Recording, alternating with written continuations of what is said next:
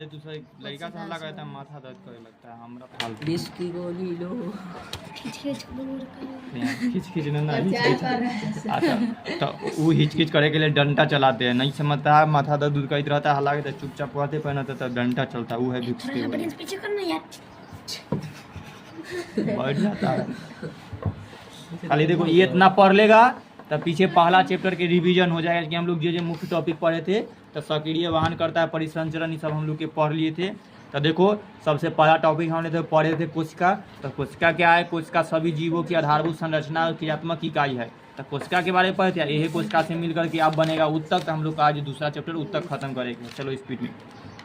कोशिका के रूप, आकार और संख्या में बहुत भिन्नता होती है। जिन जीवों का शरीर सिर्फ एक कोशिका का बना होता है उसे एक कोशिकीय जीव कहते हैं। जैसे में नाम याद होगा पैरासीमियम का, वैसे जीव जिनका शरीर अनेक कोशिकाओं से बना होता है उसे बहुकोशिकीय कहते हैं, जैसे सर्वेश के शरीर। कोशिका का आकार एवं आकृति उनके कार्यरूप से अनुरूप होता है। पादप कोशिका और जंतु कोशिका मूलतः समान होती है, परंतु इसमें महत्वपूर्ण भिन्नता अलग अलग होती है। कोशिका भित्ति, लवक और कोशिका रस भरी हुई रसधनिया केवल पादप कोशिका में ही पाई जाती है। तारकाय केवल जंतु कोशिका में पाया जाता है। कोशिका के चारों ओर कोशिका झिल्ली पाई जाती है, जो लिपिड तथा प्रोटीन की बनी होती है। पादप कोशिका में कोशिका झिल्ली की बाहर की ओर सेल्यूलोज की बनी कोशिका भित्ति पाई जाती है।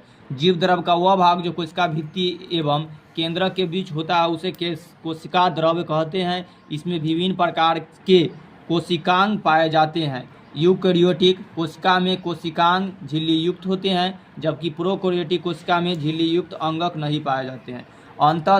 प्रद्राव्य जालिका दो प्रकार की होती है, चिकनी एवं दानेदार, तथा यह अन्य कोशिकीय परिवहन तंत्र में काम आती है। राइबोसोम प्रोटीन संश्लेषण के लिए सक्रिय होता है, नहीं राइबोसोम में प्रोटीन संश्लेषण होता है। गोल्जी का उपकरण सूक्ष्म नलिकाओं एवं थैली जैसी रचनाओं का बना होता है। यह कोशिका में बने पदार्थों का संचरण, रूपांतरण तथा पैकेजिंग करता है। माइटोकॉन्ड्रिया को कोशिकीय ऊर्जागिरी कहते हैं, पावर हाउस। लवक कई प्रकार के होते हैं। हरित लवक खाद्य संश्लेषण में और ल्यूकोप्लास्ट का प्राथमिक कार्य संरचना में, 3 प्रकार के लवक में होता है। परिपक्व पादप कोशिका में एक बड़ी केंद्रीय रसधानी होता है, जो कोशिका की स्थिति बनाए रखती है तथा अपशिष्ट पदार्थों का संचयन करती है। केंद्रक कोशिका उपचारी कार्यों में नियंत्रण करता है तथा कोशिका विभाजन में इसकी महत्वपूर्ण भूमिका है। केंद्रक के अंदर गुणसूत्र तथा या क्रोमोसोम पाए जाते हैं, जिनका निर्माण डीएनए से एवं प्रोटीन से होता है। तो हम लोग अंतिम में प्रोटीन के बारे में पढ़े थे। यह डीएनए के ऊपर आता है जीन। डीएनए के क्रियात्मक खंड को जीन कहते हैं और एक क्रोमोसोम में 2 क्रोमोडिट्स होते हैं। प्रोकैरियोटिक कोशिका में केंद्रक झिल्ली तथा वास्तविक केंद्रक नहीं होता है। कोशिका में मौजूद कोशिका झिल्ली पदार्थों के परिवहन में मुख्य भूमिका निभाती है। यह कार्य विसरण एवं परासन कार्यों द्वारा संपन्न होता है। गैस, द्रव तथा विलय के अणुओं की अनेक अधिक सांद्रता के क्षेत्र से कम सांद्रता की क्षेत्र की ओर होने वाले गति को विसरण कहते हैं। जीवों में गैसों का आदान प्रदान विसरण विधि द्वारा होता है।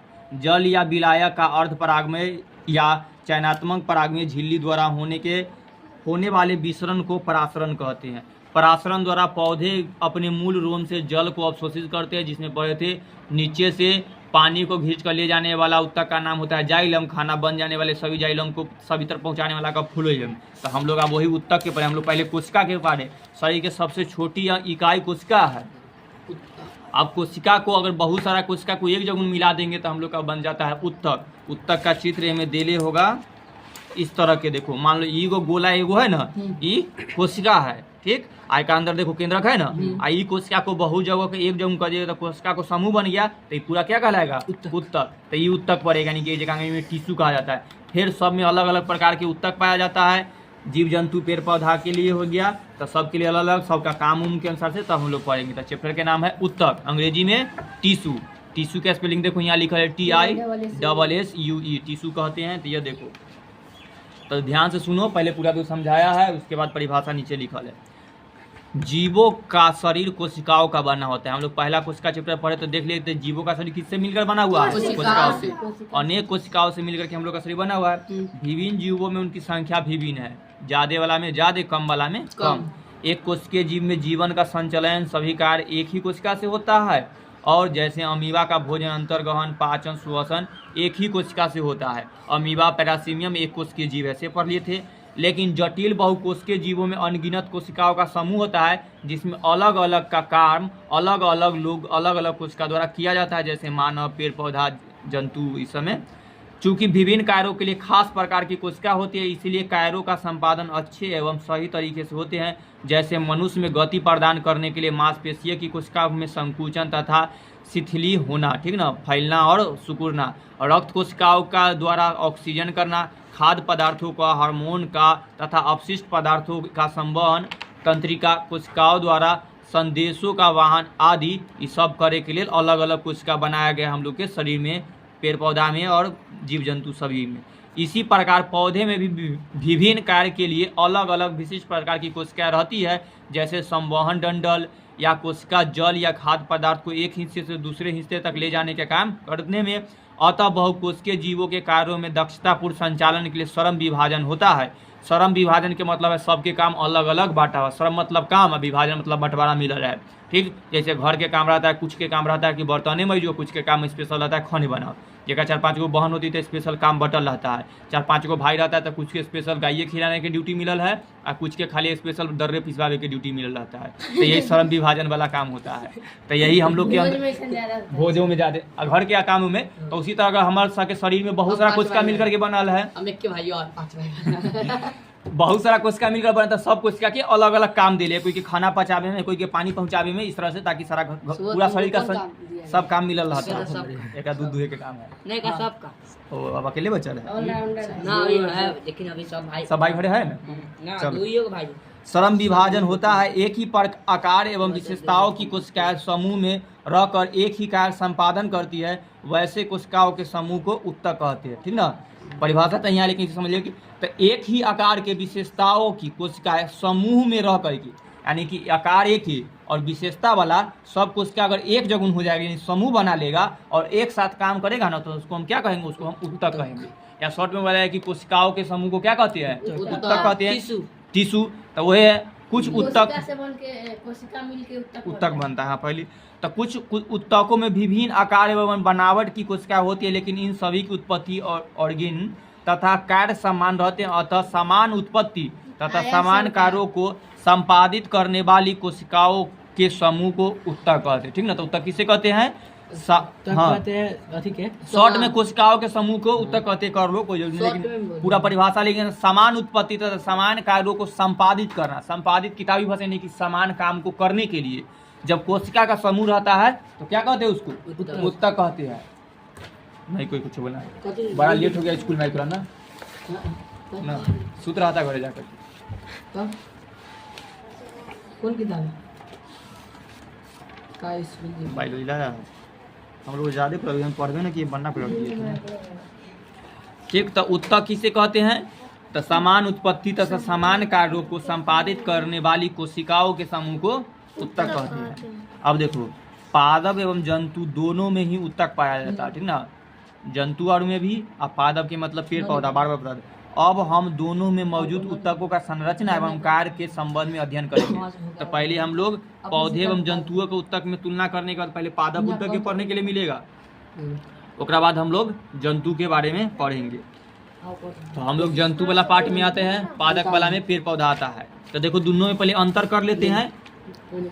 तो पौधे एवं जंतुओं के उत्तकों में तुलना, जैसा कि आप पिछले अध्याय में जान चुके हैं कि पौधे एवं जंतु दोनों की कोशिकाएं अलग एक ही प्रकार की संरचना रहती है, ठीक। तो दोनों का लगभग एक ही प्रकार की संरचना, लेकिन जब तक उत्तक एवं उच्चतर स्तर इनके संघटन को देखते हैं तो दोनों स्पष्ट अंतर दिखाई देने पड़ता है। देखने में आकार लगभग दोनों के एक ही प्रकार के रहता है, ठीक ना, लेकिन तनी तनी काम खाली अलग रहता है। जैसे कुछ में देखे कि तरकाए, जब भी हम रिपीट किए तब देखे कि तरकाए केवल जंतु कोशिका में रहता है, यानी पादप कोशिका में न रहता है। कई टॉपिक को पढ़ा है तो न रहता है, तो कुछ कुछ के कमी बेसी है। तब यहाँ तो नहीं बांस पेड़ है कि अथी घास है, तो पेड़ पौधा, ठीक ना। कहानी सुन लो, बोल दिया है तो ठीक। जितना पेड़ पौधा जगह हुआ पेड़ पौधा, लेकिन सरकार अब वैज्ञानिक लोग, ठीक ना, उसको घास के कैटेगरी में काउंट किया। क्यों से सुनो, देखो पेड़ पौधा में काउंट कर दिया जाएगा तो क्या होगा, पेड़ पौधा को काटने के लिए माना क्या है, वन संरक्षण है ताकि वो ऑक्सीजन के लिए दे, ठीक ना। लेकिन जो घास कैटेगरी वाला था जिसको हम लोग गाय भैंसी को भी खिलाते हैं, जनेरा उनेरा मकई, ताकि उसको काट सके, तो घास वाला उसको हम काट सकते हैं, फिर उपज जाएगा। तो अगर उसको बांस को हम लोग वन वाला पेड़ पौधा में रख देते कैटेगरी में, तो क्या होता, उसको काटने के लिए मना होता, क्योंकि संविधान में बना कि पेड़ पौधा को नहीं काटना है, या सभी मानव के लिए बनाया गया है पूरा में कि पेड़ पौधा को कम से कम काटना है। अगर बांस को रख देंगे तो बांस बहुत ज्यादा संख्या में होता है ना।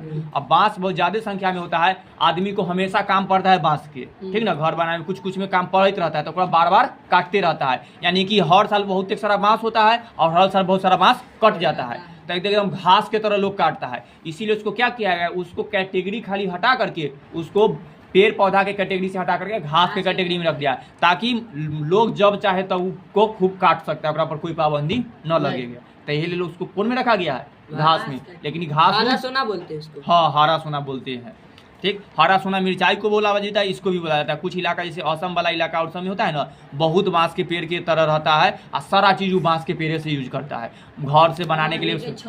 हाँ पूरा एकदम चिर का अच्छा बनेले रहता है, कलर डिजाइन वाइन दे करके, तो इस तरह उपयोग कर लिया जाता है। चलो, पौधे सामान्यतः स्थिर रहते हैं, यानी इनमें गति नहीं होती है। तो पेड़ पौधा के लिए बता रहा है, कुछ सूक्ष्मदर्शी शैवाल इसके अपवाद है। तो पौधा में शैवाल होता है जो काई के तरह एलगी होता है सो, तो वो जितना पेड़ पौधा है उसका गति ना होता है, जहाँ कितना ही रहेगा, लेकिन एगो शैवाल है वो बढ़ उड़ करके बहुत दूर में फैल जाता है। भोजन स्थान एवं स्थायी खोज में जंतु एक स्थान से दूसरे स्थान की ओर विचरण करते हैं, लेकिन पेड़ पौधा न जाता केनहू। पौधे के अधिकांश उत्तक सहारा प्रदान करने वाले होते हैं। पौधा में जितना उत्तक रहेगा उसके काम रहता है कि उसको कुछ न कुछ जहाँ जहाँ जरूरत पड़े मदद करे। ये उत्तक मृत होते हैं या मृत भी उत्तक होते हैं, एवं उनकी कोशिकाओं में जीव द्रव्य जीवित बची नहीं रह पाता है, जबकि जंतुओं में अधिकांश उत्तक जीवित रहते हैं, ठीक ना। तो एक में मृत वाला अधिकतर, एक में जीवित वाला। चूँकि पौधे को एक जगह से दूसरी जगह जाना नहीं रहता है, अतः उन्हें कम ऊर्जा की आवश्यकता पड़ता है, ठीक ना। हम लोग के बोलने में भी ऊर्जा खत्म होता है, गोड़ हाथ हिलाने में, सोने में, सब में, सांस लेने में तो तनी मनी खर्चा हो गया। अब पेड़ पौधा के ज़्यादातर काम सांसें लेने में और विकसित करने में ऊर्जा का खत्म होने के बाद चले के बोले के नहीं रहता है, इसीलिए ऊर्जा बचाना है तो कम बोलना, कम बउगाना। जबकि जंतुओं को स्थान परिवर्तन करना पड़ता है, अतः उन्हें अधिक ऊर्जा की आवश्यकता पड़ता है। तो हम लोग पेड़ पौधा या जानवर लोग में ज़्यादा ऊर्जा की आवश्यकता पड़ता है। पौधे को वृद्धि कुछ क्षेत्रों में ही सीमित रहती है, ठीक, एवं इन्हें पाए जाने वाले उत्तक जीवन भर विभाजित होते रहते हैं।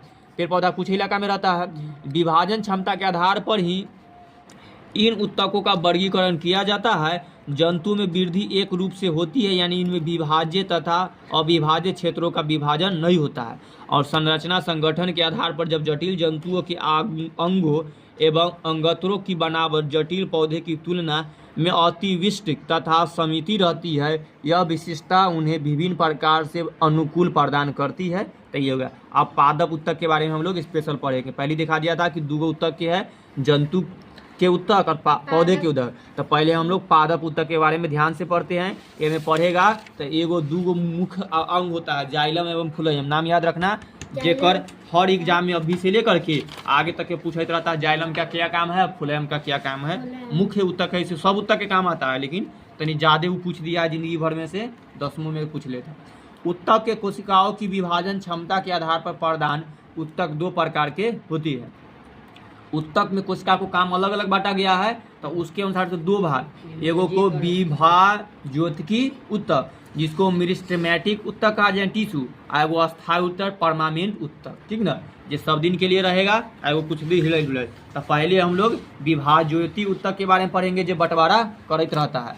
विभाज्योति उत्तक अवयस्क जीवित कोशिकाओं का बना होता है, इसमें विभाजन की क्षमता होती है, यानी कि पहली बंटवारा वाला नाम बोला है, यानी कि बटैत रहेगा।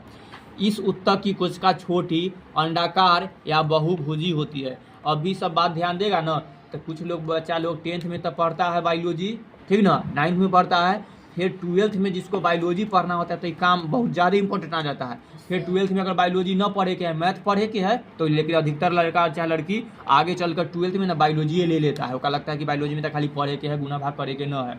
तो ये ले ध्यान से भी 9th क्लास 10th क्लास में गुना करना पड़ता है, करता है तनी सा।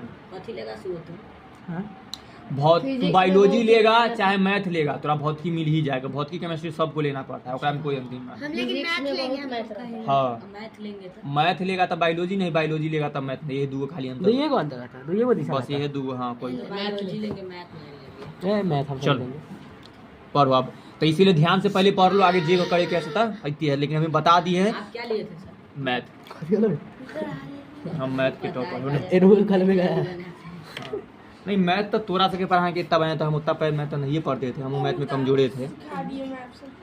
मैथ बहुत सिखा दिए। हाँ चलो, वो नौकरी में जाने लगे ना तब मैथ बहुत पढ़ना पड़ गया था, ताकि वो नौकरी के लिए कोई भी तैयार, बिना मैथ के कोई नौकरी है ना है। हाँ कंपटीशन मैथ अब बहुत। चलो प्रत्येक कोशिका घने कणयुक्त कोशिका द्रव्य से भरी रहती है और इसमें और इसकी विभागीय सेलुलोज की बनी होती है। कोशिका में प्राय रसधनी अनुपस्थित रहती है, इसमें एक बड़ा केंद्रक होता है, ठीक, तथा कोशिकाओं के बीच में अंतर कोशिकीय स्थान नहीं पाया जाता है। यह उत्तक स्थिति के आधार पर निम्नलिखित 3 प्रकार से होते हैं। फिर इसके उत्तक की स्थिति के आधार पर पौधे में वृद्धि का स्थान विभाज्य उत्तक द्वारा बनता है। इसके आधार पर हम इसे शीर्षस्थ, पार्श्व एवं अंतःवेशी कह सकते हैं। देखो शीर्षस्थ का मतलब होता है शीर्ष, कोई पेड़ पौधा के जो सबसे ऊपर वाला भाग रहेगा उसको से। पार्श्व का मतलब होता है ले एकदम बीच वाला, ठीक ना, इसमें चित्रों में दिखा दे रहा है। और अंतर्वेशी वाला होता है जो अंदर में रहेगा, जो बाहर न दिखाई दे, नीचे वाला पार्ट में रहता है। विभज्योति के द्वारा बनी नई कोशिकाओं शुरू में इन्हीं की तरह होती है, लेकिन परिपक्वता यानी परिपक्वता के कारण कि सियान हो रहा है, बड़ा होने में के बाद इनके गुणों में परिवर्तन हो जाता है एवं ये दूसरे उत्तकों के घटकों के रूप में विभाजित हो जाती है। तो पहले हम लोग को 3 गो पार्ट में बदला ना, विभज्योति उत्तक कै गो प्रकार में? 3 गो। कौन कौन? शीर्षस्थ, पार्श्व और अंतर्वेशी। तो पहले शीर्षस्थ के बारे में चित्र में देख लो, अगर कोई उत्तक है, कोई पेड़ पौधा का कोई पार्ट है तो उसका विभिन्न पार्ट को देखा गया, तो अंतिम में है उत्तक के पार्ट मछली, तो सबसे ऊपर वाला पार्ट रहेगा तो शीर्ष वाला, ये लंबा बीच वाला में रहता है, तो पार्श्व वाला अंतिम में जो बीच में घुसल है अंतर्वेशी। तो पलो ध्यान से, तने एवं जड़ के शीर्ष भाग में होता है। तो ये शीर्ष वाला है से कहाँ रहता है? तना में, ताकि पेड़ पौधा के तना बाहर निकला होता है, सबसे अंतिम टहनी होता है। और जड़ वाला जो नीचे पार्ट देखा है वो अंतिम होता है, तो इसमें शीर्ष स्थान वाला रहता है तथा लंबाई में वृद्धि करता है, ठीक। तो ये देखो पेड़ पौधा में बढ़े के कारण कौन सा उत्तक होता है? शीर्षस्थ विभज्योति उत्तक का काम होता है, ठीक, जिसको अंग्रेजी में एपिकल कहा जाता है। याद रखना आगे फिर एपिकल। हाँ, तो लंबाई में वृद्धि करने में ही मदद करता है। अगर यह उत्तक प्राथमिक विभज्योतक से बनता है, इससे कोशिकाएं विभाजित एवं विभेदित होकर अस्थायी उत्तक बनाते हैं। इसे पौधे में प्राथमिक वृद्धि होती है। विशिष्ट कार्य करने के लिए अस्थायी रूप और आकार लेने की क्रिया का विभेदीकरण होता है, ठीक ना। तब पेड़ पौधा में देखो बढ़े में, यानी जब तन्नी को पेड़ रहता है, आप देखता है कि धीरे धीरे बहुत बड़ा हो रहा है, तब कौन उत्तक काम करता है? यही वाला। अगर कोई पेड़ पौधा में ही उत्तक काम न किया तो पेड़ बंठा हो जाएगा, न बढ़ेगा। कुछ पेड़ होता है ना, फूल तो उतने आधे में सर ये खजूरों के पेड़ कितना? अरे वो कर सके उतने हाइटी होता है तो वह आकाश छुएगा। कुछ ऐसा पेड़ होता है जगह देखा कि वो बहुत बड़ा होना चाहिए था, लेकिन छोटे में मुरझाया ना हमें नजर में ना होगा इतना ज्यादा। ये खजूर सा तन्नी को होवो करता है, कोई तार के पेड़ तो बहुत बड़ा। चलो तो समझ जाएगा बाद में।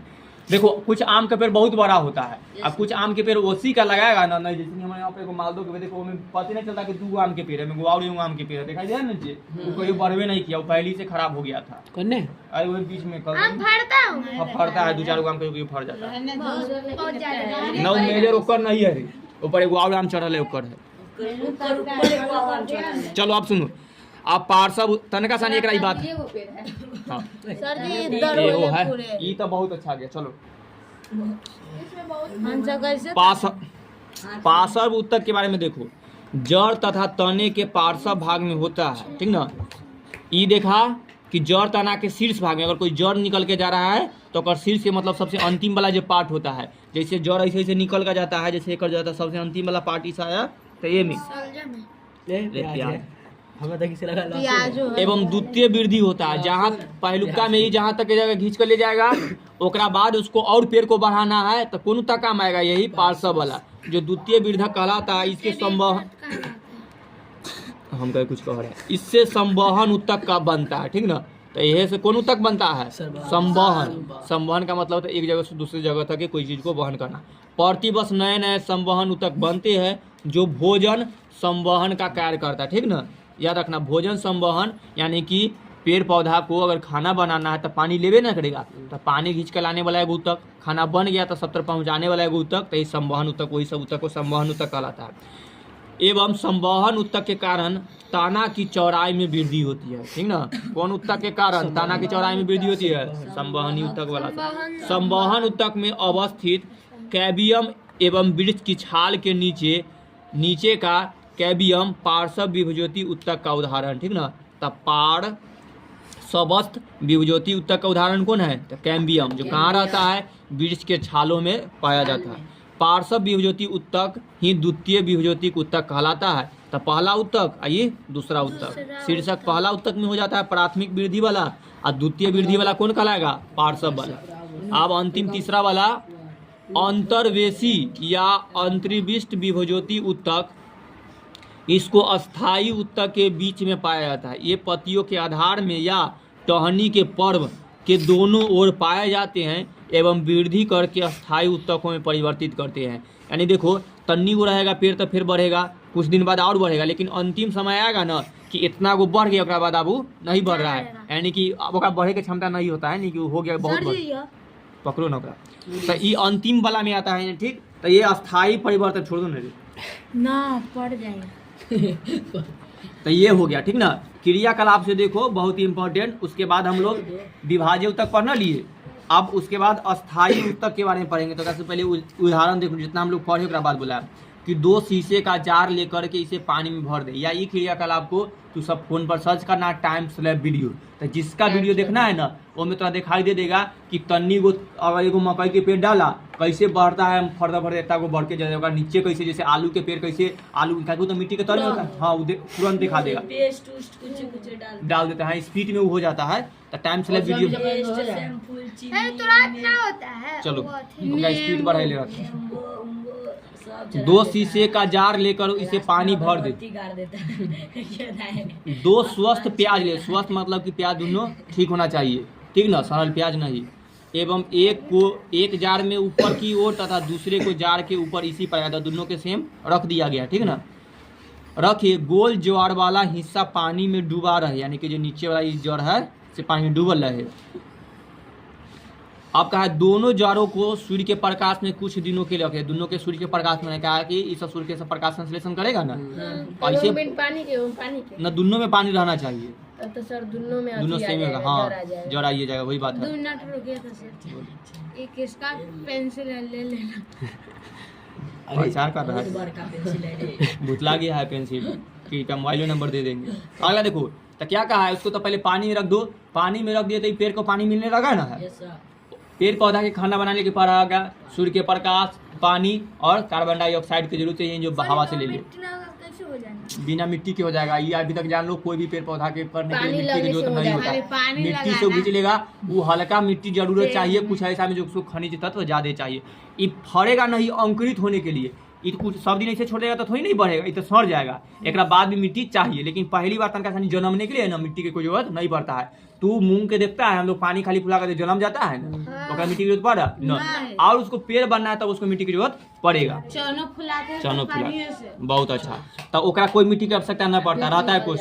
हाँ देखो, तो क्या कहा है, पानी में रख दो और उसको कहाँ रख देना है, सूर्य के प्रकाश में। तो उसको 2 चीज मिल गया, कहा है 2 से 3 दिनों के बाद उसको आप देखेंगे कि प्याज के पानी वाले हिस्से में जड़ निकल रही है। तो धीरे धीरे देखा है ना, जड़ निकलने से नहीं कि अभी जन्मने का स्टार्ट हो गया है। हर दिन इन जड़ों की लंबाई में वृद्धि होती है, जिसे आप स्केल की सहायता से माप एवं तुलनात्मक अध्ययन करें। धीरे धीरे देखा डेली तनका बढ़ेगा, क्योंकि एक दिन में का नहीं बढ़ पाता है। 2 गिलास में कलर बताते आगे, दोनों में अंतर करने के लिए कहेगा। प्याज और पानी के रखना चाहिए न, देखो ना, 1 सप्ताह के बाद एक प्याज की जड़ों को शीर्ष भाग को कैंची से काट करके पुनः उसे जार पर रख दे। यही लल किया जार का मतलब यही बोतल जो होता है ना, वैसे रख देना। हाँ, तो देखो 1 जड़ को न काटा है, लेकिन एकर जड़ को यही बोला है कि शीर्ष भाग होता है, शीर्ष भाग यही कहलाता है। तो अपने से दिखाई न दे रहा था कि प्याज है। हाँ नहीं, कोई भी जड़ के सबसे नीचे वाला पार्ट के सबसे अंतिम है शीर्ष कहलाता है या पेड़ का। तो एकरा क्या किया, एकरा काट दिया है, करना दिया है, कैंची से काट कर फिर जार में रख दिया है। अब इन दोनों प्याज को जड़ों में वृद्धि का तुलनात्मक अध्ययन करेंगे। आप देखेंगे शीर्ष हिस्से के काटने के बाद जड़ों की लंबाई में वृद्धि नहीं होती है। आप कर दिए तो ये बढ़ेगा, लेकिन ये नहीं बढ़ेगा। एकरा जे अंतिम था जेकरा वजह से बढ़ रहा था, ये एक खत्म हो गया है, ठीक ना। तो पहले शीर्ष वाला, ठीक। तो समझ गया ना। अगर जड़े कर काट देंगे, जो बढ़ रहा है ओके गर्दनी है तो ये ना बढ़ेगा। जैसे कोई चीज ऊपर मुंह में फलता है, ऊपर वाला काट देगा गर्दन के कोई के तो न बढ़ता है। लेकिन सब केस को काटता होगा, केस होता है, लहसुन के केस के पूरा ना अंदर से ना काटता है। चलो हम लोग अस्थायी उत्तक पढ़ते हैं। अच्छा, विभज्योति उत्तक हो गया, उदाहरणों समझ गया। हाँ। अस्थायी उत्तक को परमानेंट टिश्यू कहा जाता है। तो देखो, विभज्योति उत्तक की वृद्धि के फलस्वरूप अस्थायी उत्तक बनता है। इसमें विभाजन की क्षमता नहीं होती। एकरा में विभाजन करके 3 को बनाया था ना अलग अलग पार्ट, एकरा में विभाजन न होता है, लेकिन कोशिका का रूप एवं आकार निश्चित करता है, ठीक। ये मृत या सजीव होते हैं। कोशिका भित्ति पतली या मोटी होती है। कोशिका द्रव में बड़ी रसधनी होती है। उत्पत्ति के आधार पर अस्थायी उत्तक प्राथमिक उत्तक या द्वितीय उत्तक होते हैं, ठीक ना। उत्पत्ति के आधार पर यह अस्थायी उत्तक का कौन सा उत्तक कहते हैं, प्राथमिक उत्तक तथा द्वितीय उत्तक कहते हैं। प्राइमरी टिश्यू तथा सेकेंडरी टिश्यू किसे कहते हैं, तो यह अस्थायी उत्तक को कहते हैं। अब देखो, प्राथमिक अस्थायी उत्तक शीर्ष एवं अंतर्वेशी विभज्योति से एवं द्वितीय अस्थायी उत्तक पार्श्व विभज्योति या कैविडियम कोशिका से बनता है। इस सब के बारे में पीछे पढ़ा है ना, शीर्ष के, अंतर्वेशी के और पार्श्व के, और कैविडियम के बारे में भी पढ़ा था। यहाँ है कैविडियम के बारे में। तो इस सब से मिल करके बनता है। संरचना के आधार पर अस्थायी उत्तक को फिर 2 प्रकार में बांटा गया है, ठीक। 2 प्रकार के हो सकते हैं, एगो को सरल अस्थायी उत्तक, एगो को जटिल अस्थायी उत्तक, ठीक ना। सिंपल परमानेंट टिश्यू और कॉम्प्लेक्स परमानेंट टिश्यू। तो देखो, सरल अस्थायी उत्तक में कौन कौन आता है। सरल अस्थायी उत्तक समरूप कोशिकाओं का बना होता है एवं निम्नलिखित प्रकार के होता है। इसमें मृदुतक या पेरेनकाइमा होता है, स्थूल कोण या कोलेनकाइमा होता है, दृढ़ उत्तक या एसेलकेडेनकाइमा। आगे जब तू सब पढ़ेगा या क्वेश्चन आता है तो हिंदी जो लिखल है से नहीं आता है, बार में हमेशा लिखा रहेगा सरल उत्तक के प्रकार पेरेनकाइमा, या लिखा रहेगा कि पेरेनकाइमा क्या है, कोलेनकाइमा क्या है, एस्केलेनकाइमा के बारे में बताए, ठीक ना। तो इंग्लिश वाला देखो, इंग्लिश का स्पेलिंग है लेकिन हिंदी में लिखा है। तो कई बार बताए, जब भी साइंस विंस के पढ़ रहा है तो हमें से इंग्लिश वाला बात पर ध्यान देना, क्या कि जब भी क्वेश्चन कोई चीज रहेगा तो अधिकतर इंग्लिश से बनता है। क्या कि देखिए ना कथी कर रहा है, क्या कि इंग्लिश, ये सब इंग्लिश से बनाया बने वाला लोग है तो ज़्यादा इंग्लिश में सबको शब्द को यूज करता है। अगला देखो, तो पहले हम लोग पढ़ेंगे पेरेनकाइमा के बारे में, ठीक ना। दूसरा का नाम क्या है, कोलेनकाइमा, और तीसरा के नाम है एस्केलेरेनकाइमा। सब में काइमा लगल है, जिसको मृदक उत्तक या मृदक कोशिकाएं जीवित गोलाकार, अंडाकार, बहुभुजी या अनियमित आकार की होती है। तब पेरेनकाइमा उत्तक किस प्रकार की होती है, तो गोल गोल होती है, ठीक ना। अंडाकार भी हो सकती है, बहुभुजी यानी कि बहुत ज्यादा वाला, अनियमित बहुत आकार वाला होता है, ठीक। तो होती है, याद रखें। तो पेरेनकाइमा उत्तक किस आकार की होती है, तो गोलाकार के या अंडाकार के या बहुभुजी। मृदुतक तक ना है। हाँ, तब उसको अंग्रेजी में क्या बोलते हैं, खाली इतना कर उसको अंग्रेजी नहीं पता। हाँ, इसी का अंग्रेजी होता है पेरेनकाइमा, अंडा खाओ। कोशिका के संघनक कोशिकीय द्रव एवं केंद्रक पाया जाता है। एकरा में केंद्रक भी पाया जाता है, केंद्रक द्रव भी पाया जाता है ना, लिख ले चित्रों में। कोशिका आला देखो, इसकी कोशिका भित्ति पतली एवं सेल्यूलोज की बनी होती है। तो ये कोशिका के जो बाहर वाला जो सब कोशिका भित्ति जब हम लोग कोशिका पढ़ाते तो बता दिए थे, भित्ति मतलब दीवार होता है। इस सब के जो बाहरी दीवार होता है किसका बना होता है, सेल्यूलोज के। ऐसे सभी पेड़ पौधा की कोशिका भित्ति सेल्यूलोज की बनी होती है। ये बोलेगा पादप कोशिका की कोशिका भित्ति किसकी बनी होती है, सेल्यूलोज, जो हम लोग पीछे पढ़े हैं। इस प्रकार की कोशिकाओं के बीच रिक्त या अंतर कोशिकीय स्थान रहता है, ठीक, यानी कि खाली जगह भी रहता है। जैसे देखो यहाँ बीच में खाली जगह है ना, इसमें लिख दिया है कि अंतर कोशिकीय स्थान। देखो 2 3 4 कोशिका मिला था तो बीच में कुछ खाली बन ही ना जाता है। हो गया 5 को मिला, ठीक। तो कोशिका के मध्य में एक बड़ी रसधनी रहती है और कोशिका के बीच में एकदम पूरा रसधनी है। रसधनी के बारे में पीछे पड़ चुका है। यह नए तने, मूल एवं पत्तियों के एपिडर्मिस और कार्टेक्स में पाया जाता है, ठीक। एक बीच में फिर रसधनी रहती है, उसमें मूल के तनियों में एपिडर्मिस और कॉर्टेक्स भी पाया जाता है। कुछ मृदत्वों में क्लोरोफिल पाया जाता है, यानी कुछ में क्लोरोफिल पाया जाता है जो रंगीन रहेगा, जिसके कारण प्रकाश संश्लेषण की प्रक्रिया संपन्न होती है। इन उत्तकों को हरित उत्तक या कोलेरेन काइमा कहते हैं, ठीक ना। तो देखो दूसरा का पर आ गए हम लोग कोलेरेन काइमा। फिर इस उत्तक से जो मिलकर बनता है तो इसको कौन सा कहते हैं, कोलेरेन काइमा कहते हैं। जल में पाए जाने वाले पौधे में तैरने के लिए गुहाई रहती है। बहुत सारा ऐसा पौधा है जो पानी में रहता है, ठीक ना, और ऊपर तैरत भी रहता है, जानता है, जलकुंभी, लोटस, लिली, ये सब पौधा जो सर जी ऊपर गुलाब, सर जी वो पत्ता की वजह से ना था। जिसके वजह से पानी पड़ता है। उजर का फूल है ये बस सरस्वती जी बैठते हैं। हाँ, वो तो लोटस है, लोटस का वही लोटस है। उजला वाला लोग। कलम के सर कलम चलो बढ़ाती है। तो देख लिया, तो यही बोला है कि कुछ पौधा जो होता है सो पानी पर तैरने में काम करता है, एकरा में सब मदद करता है। जो मृदकों के बीच पाई जाते हैं, इस प्रकार के मृदुतक को वायु उत्तक या एरेनकाइमा कहते हैं, ठीक ना। एरेनकाइमा शब्द याद रखना। देखो अब इसको पहले जो पेरेनकाइमा था उसका काम देखो, कोई पौधा में अगर पाया जाता है तो किन किन काम करेगा। एपिडर्मिस के रूप में यह पौधा को संरक्षण करता है, ठीक ना, बचावा संरक्षण में। पौधे के हरे भागों में खास करके पत्तियों में यह भोजन का निर्माण करने में यह पेरेनकाइमा का मदद करता है। यह उत्तक संचित क्षेत्र में भोजन का संचयन करता है, यानी कि पेड़ पौधा अपना जो ग्लूकोज के रूप में सब भोजन बनाता है तो वहाँ पर संचित करके रखता है पत्ता में, जड़ में। यह उत्सर्जित पदार्थों जैसे गोंद, रेजिन, टैनिन आदि को भी संचित करता है। गुंद देखा होगा, बाकी बात रेजिन या टैनिन तो नहीं देखा होगा। पेड़ पौधा में देखता है ना, गुंद निकल जाता है, चिपचिपा पदार्थ, इसीलिए ये सिमर के पेन में सिमर के कुछ नहीं ज्यादा कुछ नहीं। पूरा कलर का आता है गागर के जागरूक सर वैसा दुकान में बिकता है कल कैसे निकाला जाता है स्पिन से।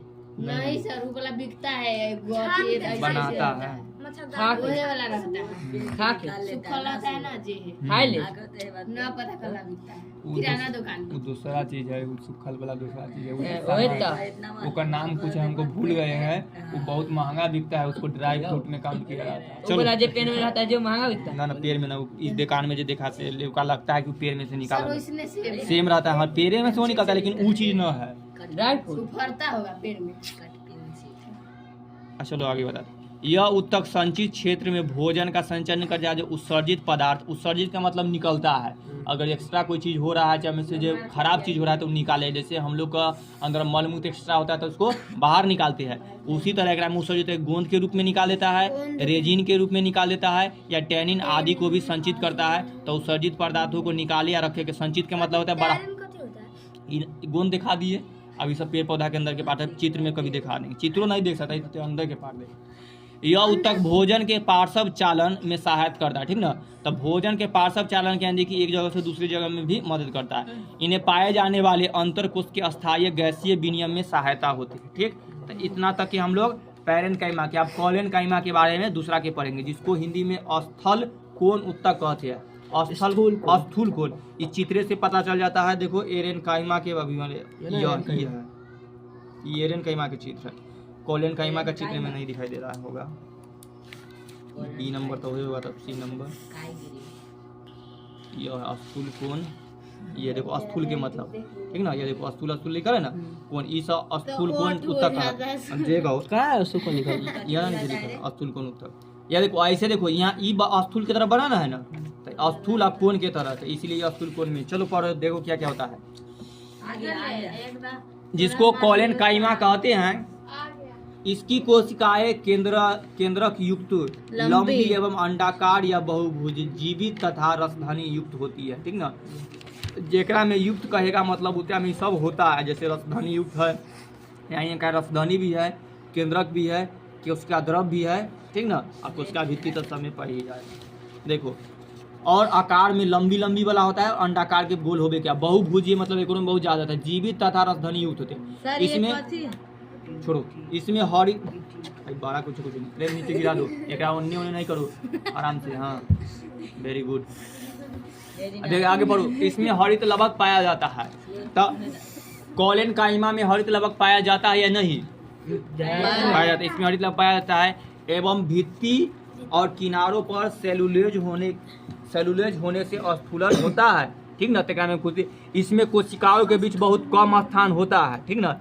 एकरा में देखा था कुछ ज्यादा स्थान है, लेकिन एकरा में देखेगा तो देखो स्थानीय में पता चल रहा है बहुत कम है। स्थानीय कहाँ है? स्थानीय कहाँ, ठीक।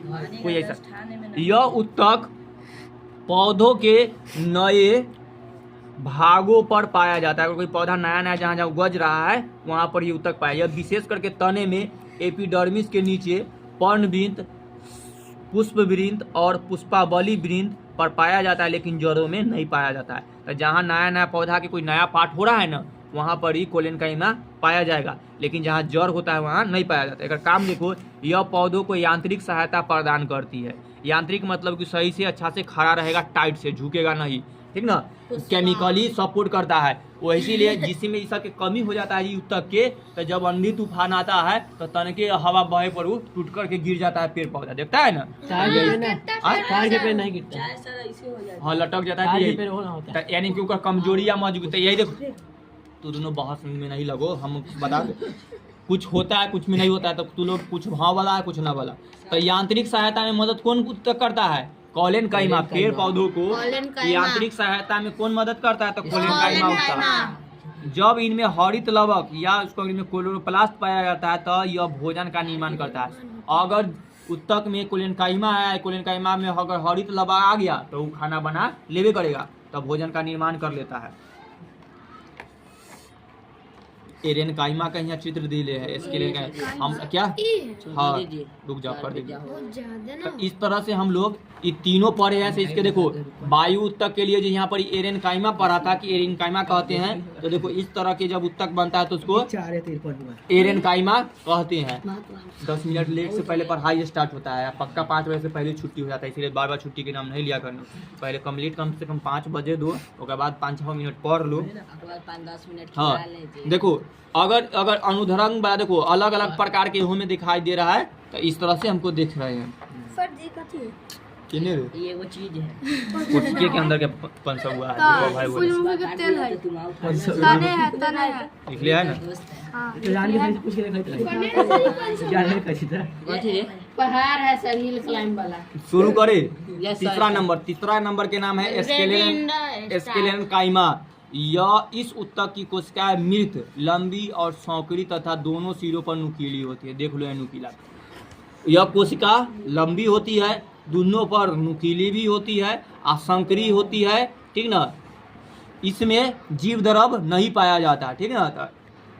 एस्केलेनकाइमा में जीव द्रव पाया जाता है या नहीं? तो रहेगा एस्केलेनकाइमा में जीव द्रव पाया जाता है, ऑप्शन रहेगा नहीं, हाँ नहीं ऑप्शन चार गो एवं ऑप्शन रहता है। इनकी भित्ति लिग्निन के जमाव के कारण मोटी होती है। जो भित्ति है ना बार वाला, तो यहाँ पर देखो स्क्रीन ल्यूमिनिन रहता है जिसके कारण से मोटी होती है। लिग्निन क्या है? तो एक रासायनिक पदार्थ है जो कोशिकाओं को सीमेंट की तरह दृढ़ता प्रदान करने, यानी बहुत मजबूत बनाने में, कोई भी पेड़ पौधा को मजबूत बनाने में यही मदद करता है, सीमेंट की तरह दृढ़ता प्रदान करता है। इसीलिए इसको दृढ़ उत्तक कहा जाता है, अंग्रेजी में एस्केलेनकाइमा कहता है। ये भित्तियाँ इतनी मोटी हो जाती है कि कोशिका के भीतर कोई आंतरिक स्थान नहीं रहता है। ये इतना मोटा हो जाता है, अगर एक हड्डी इतना मोटा पूरा अंदर में कोई खाली नहीं, एकदम मजबूत हो जाएगा, लेकिन खाली हो जाता है एक वजह से हड्डी कमजोर हो जाता है, खोखला हो जाता है। तो खोखला चीज जल्दी टूट ना जाएगा, तोड़ देंगे। ये आंतरिक स्थान नहीं रहता है। यह कॉर्टेक्स, पेरिसाइकिल, संवहन बंडल, देखो संवहन बंडल में 2 आता है, फ्लोएम एवं जाइलम में पाया जाता है, ठीक ना। ताकि हम लोग फ्लोएम जाइलम के ध्यान से पढ़ेंगे, बार बार करेंगे। सबके चित्र से देख लो, ये पूरा जो दिखाई दे रहा है दृढ़ उत्तक, जिसको एस्केलेनकाइमा कहते हैं, इसका है। इसमें से देखो अभी हम लोग कहा है कि एकदम लंबा, एकदम पतला और दोनों तरफ नुकीला की तरह पाया जाता है। इसके में सरल छिद्र युग्मक बनता है जब देखने पर इस तरह से, और लिफिफाइड कोशिका भित्ति पाया जाता है। 3 गो पार्ट के दिया, अनुप्रस्थ काटने पर, अनुध्रग काटने पर। देखो दृढ़ उत्तक पौधों में तना, पत्तियों में सीरा, फलों तथा बीजों को कठोर आवरण तथा नारियल के बाहरी रेशेदार छिलके में पाया जाता है, क्योंकि बहुत मजबूत वाला होता है। तो जहाँ जहाँ पेड़, ये तो एस्केलेनकाइमा के उत्तक के चित्र, ध्यान से सुनो। तो एल कहा है कि स्केलेटन काइमा उत्तक होता है, बहुत मजबूत होता है ना। तब पेड़ पौधा के जहाँ जहाँ पार्ट बहुत मजबूत होगा ना वही उत्तक पाया जाता है। नारियल के छिलका देखता है कितना मजबूत होता है, ठीक। तो वो में कौन सा उत्तक पाया जाता है? स्केलेटन काइमा, ठीक ना, स्केलेटन काइमा। या बहुत सारा फल खाया होगा, ओकरा जब छीलेगा तब बहुत मजबूत ऊपर आवरण बना, जैसे बेल पर, कत्थक पर, ठीक ना। उतना नहीं वो होता है भाई, बेल के तरह होता है, है। नहीं देखा? हाँ हाँ, खाइबो किए हम, चौक अथी रोड पर एक पेड़ था। सर जी का सर पेड़ कहाँ? आप नहीं है, हाँ अखरोट। इस सुन लो, तो यही बोला है कि जेकर जेकर पेड़ पौधा के छिलका बहुत मजबूत रहे, बहुत सारा पेड़ होता है ना, तो अगर तू नाखून से खुद उड़ देगा। जैसे केला के छिलका कितना कमजोर वाला होता है, लेकिन इनके ऊपर ही और पेड़ उड़ के देखेगा तो बहुत मजबूत है। यही बोला है कि जेकर पेड़ पौधा के तना या पत्ती बहुत मजबूत वाला होता है, या बीज बहुत कठोर आवरण होता है, यानी कि बीज पर बहुत कुछ घेरले रहता है। आम के हाँ, आम के खोपरैया पर देखा होगा। या नारियल के बाहरी रेशेदार छिलके जो होता है से घेरले रहता है। इन पौधा में जैसे रेशा फाइबर उत्पन्न होता है, जैसे पटुआ में भी या अन्य रेशेदार पौधों में यह उत्तक प्रचुर मात्रा में पाया जाता है, ठीक ना। और सबके छिलका देखेगा तो टूट जाएगा तुरंत, लेकिन पटुआ वाला बहुत मजबूत होता है, ठीक ना, जो फाइबर के तरह एगो लंबा। तो इस सब में कौन सा उत्तक पाया जाता है? स्केलेटन काइमा। बोल। वो जो नारियल के रस्सी रहता है, जो घर में बनावे वाला रहता है, वो नारियल के। हाँ, नारियल के छिलका से फिर रूपी बनाते हैं, एगो रस्सी छिलका में, और फिर उसको मशीन से सिलाई कर दिया जाता है, यानी कि पूरा बीन दिया जाता है, बीन दिया जाता है। समझ सर सड़ता नहीं सड़ता। हाँ, वो प्राकृतिक वाला चीज है तो सड़ता है बहुत सारा। वाला तो सड़ जाता है, गले के सरल रहेगा, पानी में जा सुतरी का सड़ जाता है, प्लास्टिक नहीं सड़ता है। हाँ, चलो सुतरी का सड़ जाता है, जलाइए पटुआ वाला। जैसे अगला देखो, के लीड तो स्केलेटन काइमा के समझ गया। तो नारियल के रस्सी जो है उसमें कौन सा उत्तक है? स्केलेटन काइमा का, कि वो नारियल के छिलका से बना हुआ है। अगला देखो, कार्य पौधे को यांत्रिक शक्ति प्रदान कर, यानी कि बहुत मजबूत बनाया। जेकर पेड़ पौधा के जे पार्ट में बहुत ज्यादा स्केलेटन काइमा पाया जाएगा, वो पार्ट बहुत मजबूत होगा। जहाँ इ न रहेगा वहाँ हल्का कमजोर हो जाएगा। एवं आंतरिक भागों की रक्षा करता है। अगर ये पेड़ है, अगर एक चारों तरफ ये कोशिका पाए जाने लगेगा तो ये मजबूत हो जाएगा। तो जो अंदर में जो सामान है कुछ होगा, तो ये आंतरिक भागों को रक्षा करता है, कि चारों प्रति से बहुत मजबूत वाला आवरण बना लेता है, छिलका कर देता है। पौधे के बाहरी परतों पर यह रक्षात्मक उत्तक के रूप में कार्य करता है। पेड़ के बाहर अगर बहुत मोट वाला छिलका बना देगा तो कोई पेड़ रगड़ेगा, चाहे जानवर में जाकर पेड़ में जाकर घसरने लगता है, छील कर खाने लगता है, तो यही उत्तक थोड़ा बचा करके रखता है। क्या रुख हम यहाँ पर स्केलेटन काइमा हम बहुत मजबूत बना, तो कितनों छिलेगा छिलेबे नहीं करेगा। पीपल आव के पेड़ में देखा एकदम कठोर तत्ता वो रहता है बनल पूरा, तो सड़ने के बाद उख रहा है। यह पौधे को समृद्ध दृढ़ता एवं लचीलापन भी प्रदान करता है। बहुत फ्लेक्सिबिलिटी, लचीला कहने के जैसे तोर हाथ कितना अच्छा लड़का होता है जो पूरा पलट मार में लेता है, यानी कि पैर आगे वाला और दोनों हाथ पीछे भी कर लेगा। हम भी कर लेते हैं। दोनों पैर पूरा धरती में सटा करके पूरा ऐसे चियार लेना, तो ऐसा फ्लेक्सिबिलिटी गला था, हम कर लेते हैं। चलो, तो ये सब लचीला पर सच्चे में कर लेते थे, फोटो बहुत। अगला देखो, तो ये सब फ्लेक्सिबिलिटी पाया जाता है। तो इस तरह से पहले दौड़े उड़े जाते थे ना तो कर लेते, या पहले पूरा ऐसे खड़ा हो करके पूरा ऐसे पूरा पीछे लेकिन हम सूत के कर नहीं, हम आराम से खड़ा धीरे धीरे ऐसे ऐसे हाथ गिराते थे, पहले कमर पर थे, तब हाथ ऐसे करता, कुछ दूर चल भी लेते थे। नहीं, पलटनिया ना उतना नहीं माने, फिर खड़ा नहीं हो पाते थे, तन के प्रैक्टिस किए थे तब हो गया था। आप करना चाहिए था, तब बीटीएस बनना चाहते हैं। बीटीएस नहीं बना था, इसलिए हमको खाली अच्छा लगता था, कर लेते थे। तो सब लड़का सता तो सके मजा आता था दिखाने के लिए, अपनी को दिखा देते थे। दिखाइए तो फोटो हो गया सही टाइम सर ना रे। देखो, अब एक क्रियाकलाप से समझ लो। सूर्यमुखी के तने का एक छोटा टुकड़ा ले एवं रेजर या ब्लेड की सहायता से शिक्षक की उपस्थिति में पतला सेक्शन अनुप्रस्थ काटे, ठीक ना। सूर्यमुखी के एगो पार्ट के कहा है काटने के लिए, ठीक, और काटे गए सेक्शन के पतला सेक्शन को स्लाइड के माध्यम से एक बूंद एस्पिरिन डाले एवं 2 मिनट के बाद स्लाइड को टेढ़ा एस्पिरिन से गिरा दे। इसके बाद बूंद ग्लिसरीन सेक्शन के ऊपर डाल करके स्क्लिप करके देखे, अभी बोला है पूरा माइक्रोस्कोप से देखने के लिए। और जब कहा कि आप देखेंगे तो आप देखेंगे कि बाहरी परत में एपिडर्मिस की बाहर सेक्शन पत्ती पर एपिडर्मिस की कई स्थानों पर छोटे छोटे छिद्र पाए जाएंगे, जिसको स्टोमेटा कहते हैं। छिद्र, छोटा छोटा जो पार्ट होता है पेड़ पौधा, उसको छिद्र कहते हैं। छेद समझ लो, खाली छेद न लिखो, छिद्र लिख दिया। एस्टोमेटा वृक्क की आकार की वाली, वृक्क का मतलब कि किडनी के आकार के, जैसे इसमें देखो ऐसे ऐसे गोल गोल बनल है, तो देखने पर किडनी है सर जी। नहीं किडनी नहीं है, हम गोला गोला बनाने के लिए जैसे, तो देखो पूरा सूरजमुखी के एगो ताना को ना काट करके माइक्रोस्कोप पर देखा गया था, इतना ऐसा आकार उसमें दिखाया गया, जिसमें सबसे ऊपर वाला पार्ट है जिसको एपिडर्मिस दिखाया गया, ये एपिडर्मिस, ये हाइड्रोपोडिक्स, यहाँ पर एक कॉर्टेक्स है, यहाँ पार्ट है सूरजमुखी के जो डंटीसन के निकल रहता है ना, ओकरा काट कर देखा गया। ठीक, हाँ। एस्टोमेटा वृक्क की आकार के रहती है, रक्षी कोशिकाएं रहती है, इन छिद्रों में वायुमंडल से गैस जाने के लिए रहता है, इसमें छिद्र में गैस जाता है और फिर निकलता है, ठीक है ना। पेड़ पौधा इसी पत्तों के भी देखेगा तो में बहुत सारा छिद्र है, जरा में छिद्र खुल जाता है तो ऑक्सीजन अंदर ले लेता है, फिर बंद कर देता है, फिर तनका देर बाद फिर खोलता है तो कार्बन डाइऑक्साइड ऑक्सीजन को बाहर निकाल देता सर है। जी बोलो। जिस तार के फिर खोखला रहता है वो कैसे प्रकाश संश्लेषण करता पत्ता से कोई भी पेड़ खत्म होंगे कर, पेड़ पौधा पत्तों से प्रकाश में, जहाँ हरा वाला भाग रहेगा उसके तो खोखला रहे से कौन मतलब होगा, पत्ता हरियर से ना सब प्रकाश संश्लेषण करेगा। इधर सेल्स लिखा है, कथी लिखा है? हाँ सेल्स है, कॉर्क कोशिका। पीछे हम लोग कॉर्क के बारे में ना पढ़े थे, इसकी रॉबर्ट हुक पहली बार कॉर्क में जा करके देखा था तो ऐसा जाली सन के बना था जिसको सेल कहा, सेल मतलब बताया कि जेल होता है, इसीलिए जानते वही वाला हम लोग फिर ठीक। तथा जलवाष्प का आदान प्रदान ये है क्षेत्र दले, देखो ये दले से ही आएगा, ऐसा चलनी होता है, ये में पानी रखेगा तो पहली में फेरी में फिर में इस तरह से आते पाते जाएगा तो सब इन्हीं छिद्रों द्वारा बाष्प उत्सर्जन की क्रिया संपन्न होती है। इसी ऐसी सब पेड़ पौधा में होता है, इसलिए घास फूस के देखेगा या कोई पेड़ के जब सुबह उठेगा तो देखेगा पेड़ के ऊपर ना तनका तनका पानी जमल है, क्या कि यह दले बाष्प उत्सर्जन करता है तो अपना शरीर के जितना जो होता है बाहर निकालता है और जो खींचने का काम यही करता है। सब बोलता है ओस है, ओसो रहता है कुछ ऊपरों से संस्कृति, लेकिन पेड़ पौधा का एपिडर्म। हाँ लेकिन हम बता नहीं जाते गाय को थोड़ी तो केस पर इतना रहता है तो वो उसमें हाँ वो तो हम तो कह रहे हैं, वो पेड़ पौधा के अंश से निकला हुआ रहता है।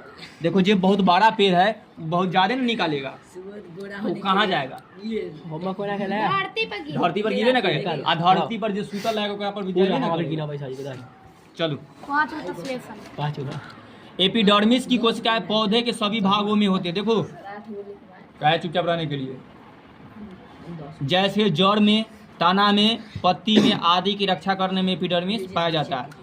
यह पौधे के विभिन्न अंगों की बाहरी सतहों पर बिना किसी अंतरकोशिकीय स्थान के अक्षीण पर बनती है, जो एक मोटा जैसे जल के प्रतिरोध कार्य करती है। यह पौधे को जल हानि परजीवी कवक को प्रवेश करने में मदद करती है और जाने वाले एपिडर्मिस की कोशिकाओं का ऊपर क्यूंटल की एक तरह रहता है जो पौधे की जल को हानि से रोकता है। यह क्यूटीन नामक जल अवरोधक रासायनिक पदार्थ से बनता है ताकि पानी, देखो चित्र में देखते हैं तो इस साइड वाला जो बनल है एपिडर्मिस रक्षी कोशिका यहाँ बनल है का बीच में देखो ये आँख के तरह खुलता है बंद हो जाता है, तो स्टोमेटा है, तो स्टोमेटा के संरचना देखा था। बंद हो जाता है, हाँ बंद होता है, फिर चलो करता है तो छोड़ देते हैं, इतना दूर से फिर आगे से पढ़े। इतना करवाना दीजिए, एक बार एग्जाम से करवाइए। ये वाला एपिडर्मिस के बारे में है, ला हम कहला लेट हो जाता तो रहता मारिए ना।